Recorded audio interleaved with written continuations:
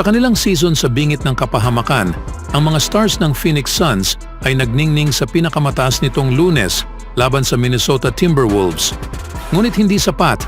Sa pamumuno sa kanilang sariling mga All-Star na sina Anthony Edwards at Karl Anthony Towns, nagtagumpay ang Timberwolves sa 122-116 win sa isang mahigpit na Game 4 upang tiyakin ang 4-0 sweep ng Suns sa first round ng NBA playoffs. Nakayanan nilang tumbasan ang 82 points combined mula kina Kevin Durant at Devin Booker upang siguruhin ang pagtatapos ng serye sa home court ng Suns. Ang panalo ay nagdala sa unang tagumpay sa playoff series para sa Timberwolves mula nang pinangunahan sila ni Kevin Garnett patungong Western Conference Finals noong 2004. Isinara ng Minnesota ang panalo na walang head coach na si Chris Finch. Umalis si Finch sa laro ng maaga matapos ang isang banggaan sa tabi ng court kasama si point guard Mike Conley sa huling 2 minuto na nagpabagsak sa kanya sa sahig. Sa panalo, ang Minnesota ang unang team na umangat sa second round ng playoffs. Ang pagkatalo ay nagdala ng decisive blow sa Suns team na binuo sa paligid ni Durant, Beal at Booker upang makipaglaban para sa isang kampyonato. Sa halip, ang kawalan ng lalim na isinuko nila upang magtayo ng mataas at mabigat na roster ay nagpakita na ito ang kanilang naging kamalian. Nahirapan ang Suns na makahanap ng produksyon sa labas sa kanilang 2 pangunahing players habang ang mas bata at mas nakatuon na Timberwolves ay kumilos tulad sa mga veteranong players sa playoff. Sa huli, gumawa ng mas maraming mga pagkilos ang Minnesota sa dulo at napatunayan nitong ito ay itinayo upang manalo sa isang mahigpit na laban sa postseason. Si Edwards ay umiskor muli ng 40 points sa effort habang naitama ang mga ilang malalaking shots sa dulo. Ang kanyang 6 na 3-pointers sa laro ay naglagay sa Minnesota sa 105-101 lead na may 5.30 minutes ang natitira. Si Edwards ay nagtala ng 31 points sa second half ng laro matapos ang 9 points sa first half na nagpakita sa kanya na siya ay nahirapan sa field sa 2 of 8 effort.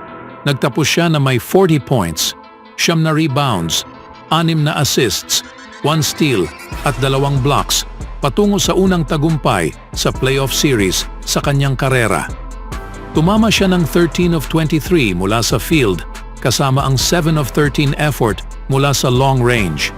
Namet ni Booker ang sensational play ni Edwards sa kanyang sarili dahil siya ay nagtapos na may game-high 49 points kasama ang 6 na assists, 5 rebounds at 2 steals.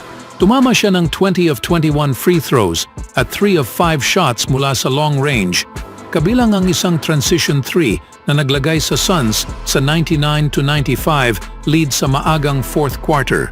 Matapos magtapos ang series, sinabi ni Durant na si Anthony Edwards ang kanyang paboritong player na pinapanood sa liga. Anong masasabi niyo mga kaibigan sa nabigong trio ng Suns? Sa ibang balita naman mga kaibigan, matapos makita ang napakaraming mga tagahanga ng Knicks na sumalakay sa Wells Fargo Center nitong Lunes upang panoorin ang New York na nakuha ang isang commanding 3-1 lead sa best of 7 series laban sa kanyang 76ers na may 97-92 win. Sinabi ng Superstar Center na si Joel Embiid ang kanyang pagkadismaya nang marinig niya ang mas maraming tagahanga ng Knicks sa loob sa kanyang tahanan sa arena. Nakakadismaya, sabi ni Embiid, nang tanungin tungkol sa suporta ng tagahanga ng Knicks ngayong araw. Mahal ko ang ating mga tagahanga. Sa tingin ko ito ay nakakalungkot, hindi sa nagpaparinig ako sa kanila, pero nakakadismaya. Malinaw na nagkaroon ng mas maraming tagahanga ng Knicks at nasa ibang daan sila. Ngayon ko lang ito nakita at ako ay narito na ng 10 taon. Medyo nakakairita iyon sa akin, lalo na dahil itinuturing ang Philly bilang isang sports town. Palagi silang nagpapakita at hindi ko iniisip na mangyari ito. Hindi iyon maayos. Sa buong laro, mayroong mga palakpakan sa bawat nakagawa ng anumang matagumpay na pagkilos ang alinman sa mga teams. Nagkaroon ng Knicks and 76ers fans ng back and forth na sinusubukan na takpan ng isa't isa. Ngunit agad itong nawala, gayunpaman, habang ang mga tagahanga ng Knicks na maaring pumasok sa susunod na round sa playoff para sa isang pagbiyahe sa Madison Square Garden ay ipinakita ang kanilang presensya sa buong laban nitong Lunes. Ginawa ng aming crowd ang isang napakagandang trabaho, sabi ng 76ers guard na si Tyrese Maxey. Pinahahalagahan namin sila. Ito ay close to organizations. Parang nasa kanto lang sila mula sa amin, totoo. Kaya, ganito na ito at kailangan mong lumabas doon at talunin ito. Ang ideya na tila mas parang ang Knicks ang bumisita sa Brooklyn Nets sa regular season kaysa sa 76ers sa isang laro sa playoff ay tiyak na nakakagulat. Kahit ang star ng New York na si Jalen Brunson, isang tagahanga ng Philadelphia Eagles, ay umamin na siya'y nagulat dito. Hindi magsisinungaling, ang fanbase na ito ng Philadelphia, sinabi ko na ito noon, sila'y napakatatag, very passionate, sabi ni Brunson. Ibig kong sabihin, ako ay isang tagahanga ng Eagles, kaya alam ko iyon. Ngunit ang makita ang Knicks, marinig ang Knicks dito ay medyo kakaiba. Ito'y kamangha-mangha. Anong masasabi niyo sa series na ito mga kaibigan? Sa ibang balita naman, sa gitna sa isa pang magaling na performance mula kay LeBron James, isang laro bilang isang kasaysayan mula kay Anthony Davis, at isang bounce back mula kay D'Angelo Russell, at isa sa pinakamagandang laro sa opensa sa serye mula kay Austin Reeves sa panalo ng Los Angeles Lakers sa Game 4 laban sa Denver Nuggets.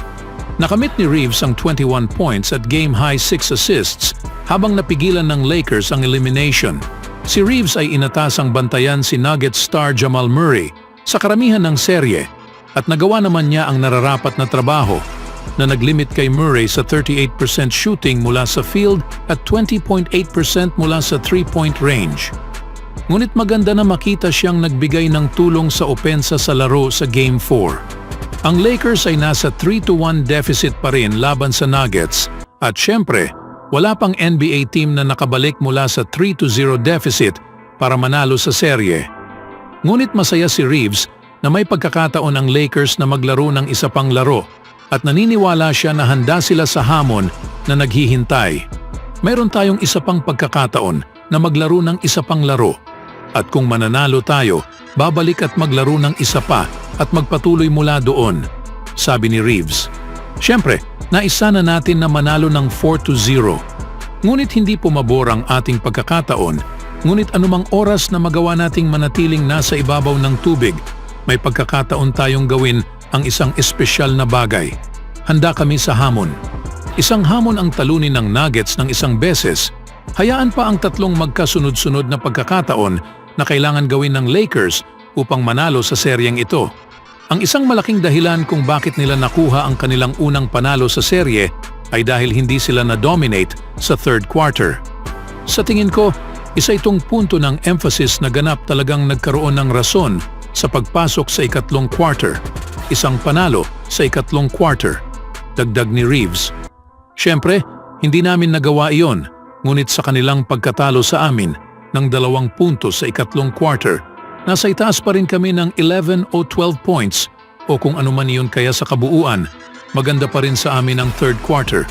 Siyempre, makikita mo na kaya naming manalo sa mga laro na iyon, mga laro na dikit sa huli kapag gumagawa sila ng run, sabi ni Reeves. Sa palagay ko, iyon ang mga pagkakataon sa nakaraan, talagang nagagamit nila ang mga runs tulad ng 7-0, 8-0 na nauuwi sa 12-2 o kung ano man iyon. Sa laro sa Game 4 na ipaglaban namin na hindi nila makukuha iyon at higit pa. Kaya nagpapalakas ito ng kumpiyansa sa kung ano ang aming sinusubukan naming gawin at sana ay patuloy naming magawa ito. Anong masasabi niyo mga kaibigan sa kumpiyansa ngayon ng Lakers? Always do it on my own, so I gotta get through it. And the only thing I know is to love what I'm doing. Never give up, never slow, till I finally prove it. Never listen to the no's, I just wanna keep moving. Keep my head up when I act, head up that's a fact. Never looking back, I'ma keep myself on track.